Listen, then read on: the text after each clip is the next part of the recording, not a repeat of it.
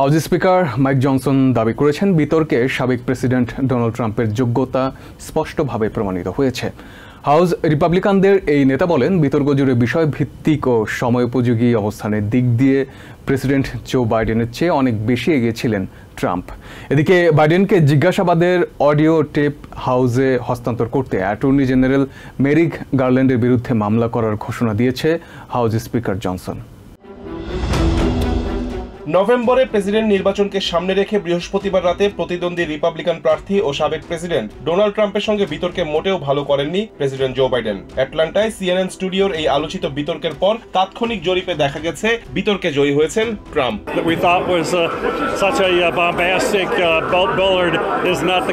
Republican সমর্থক থেকে শুরু করে ট্রাম্পের কট্টর অনুসারীরা বিতর্কে তাদের প্রার্থীর পারফরমেন্সে ভীষণ খুশি। তারা বলছেন, দেশের সুন্দর ভবিষ্যতের জন্য ট্রাম্পের প্রয়োজনীয় কতটা সেটি দেশের মানুষ ভালোভাবেই বুঝতে পারছে।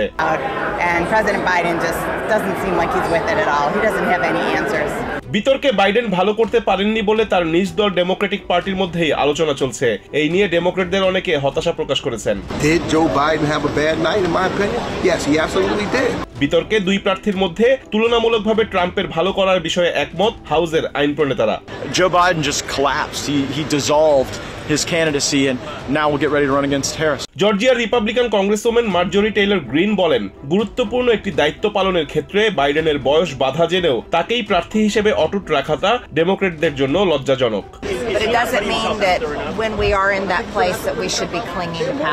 হাউস স্পিকার মাইক জনসনের দাবি, এই বিতর্কের মধ্য দিয়েই স্পষ্টভাবে এটি প্রমাণিত হয়েছে যে নানা প্রেক্ষাপটে গুরুত্বপূর্ণ আগামী নির্বাচনে কে বেশি যোগ্য। What he's really about. I think on every metric. Speaker Johnson বলেন, বিতর্কে এটিও প্রমাণ হয়েছে বয়সজনিত কারণে প্রেসিডেন্ট বাইডেন প্রার্থী হিসেবে কতটা দুর্বল। শুরু থেকে শেষ পর্যন্ত বিষয়ভিত্তিক সবকিছুতেই ট্রাম্প অনেক ভালো করেছেন বলে দাবি করেন তিনি। Really important job at this really important time in American history. বিতর্কে প্রেসিডেন্ট বাইডেনের বক্তব্যের মধ্যেই তার দুর্বলতা ফুটে উঠেছে দাবি করে মাইক জনসন বলেন, দুঃখজনক হলেও সত্যি যে বাইডেনের বক্তব্যে অনেক অসত্য তথ্যও ছিল। He is feeble and he said a number of things that are just demonstrably untrue.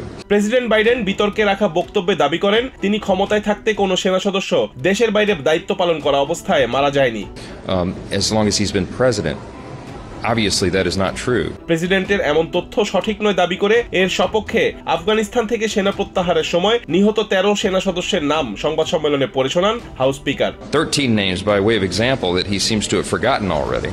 এদিকে প্রেসিডেন্ট বাইডেনকে জিজ্ঞাসাবাদের অডিও টেপ হাউসে হস্তান্তর করতে অ্যাটর্নি জেনারেল মেরিক গারল্যান্ডের বিরুদ্ধে মামলা করার ঘোষণা দিয়েছেন হাউস স্পিকার মাইক জনসন।